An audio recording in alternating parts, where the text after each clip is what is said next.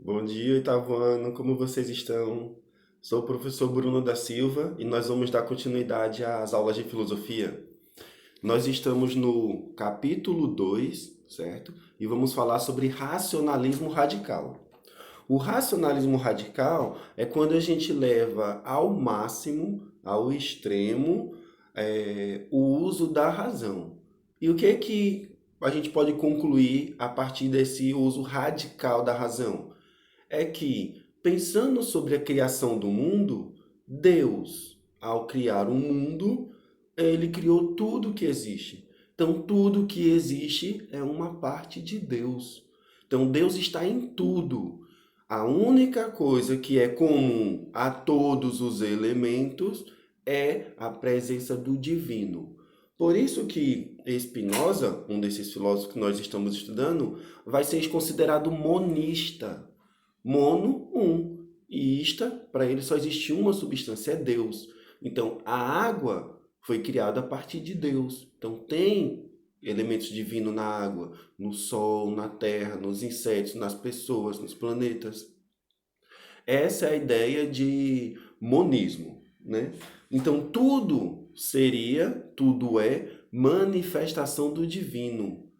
Tudo que acontece no mundo é Deus se manifestando. Outra coisa que ele fala é que o mundo ele não é aleatório. Pelo contrário, existe uma ordem geométrica, existe uma harmonia matemática em todo o mundo. É como a gente pensar que o sol evapora a água líquida, né, evaporada se transformou em vapor. Quando a gente se distancia do sol, a temperatura diminui, isso faz com que o vapor volte a ser líquido e ele lá das nuvens cai de volta para a terra.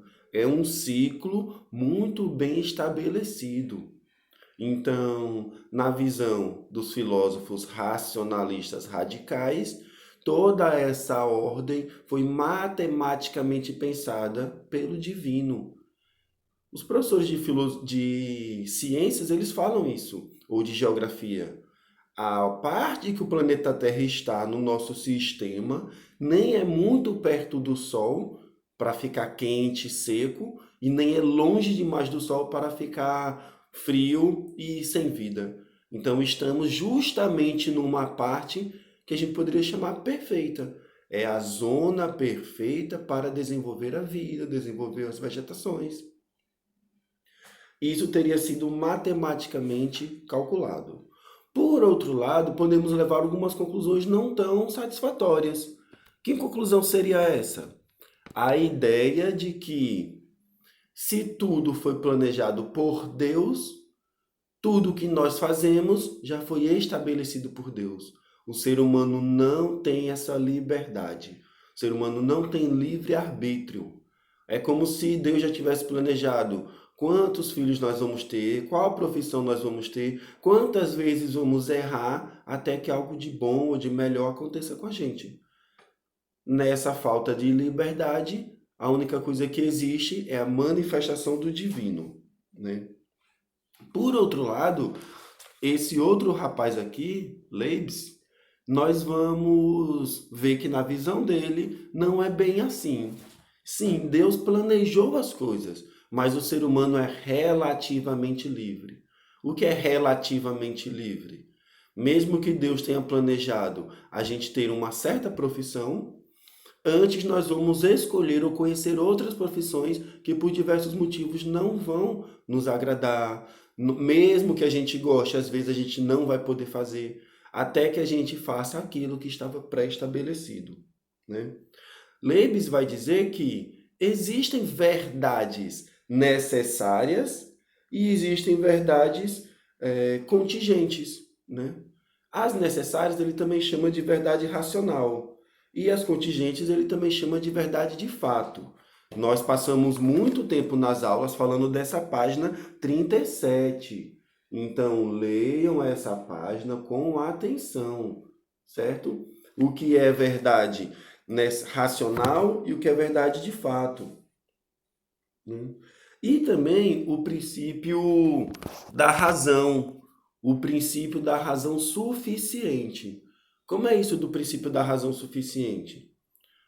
Tudo que a gente faz tem um mínimo de racionalidade, tem um mínimo de motivo, certo? Nada vai acontecer sem uma razão anterior, sem uma razão aparente. Então, uma coisa que cai do céu, a gente tem que saber.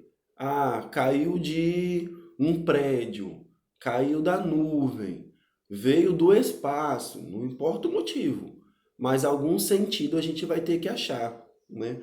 Ah, isso é o destroço de um avião que caiu. É perigoso, mas pelo menos a gente está tendo uma informação de onde veio aquilo, né? Para a gente encerrar, na última página 38 é onde vai ter um pouco mais sobre o ser humano ser relativamente livre, né? Relativamente livre é que a gente vive as regras do divino, mas que nós temos nas nossas ações cotidianas pequenas liberdades, né?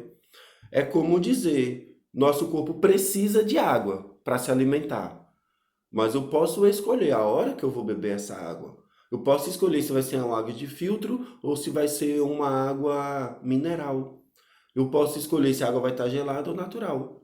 Então, essas pequenas liberdades estão dentro do que o divino já pré-estabeleceu. O que é pré-estabelecer? Deus criou as condições e nós vivemos dentro dessas condições. Então, não deixem de ler o livro, não deixem de ler as anotações no caderno, os resumos que fizemos em sala de aula, e vamos responder às atividades que foi feita para esse período de recesso, de quarentena. Até a próxima, oitavo ano, bom estudo!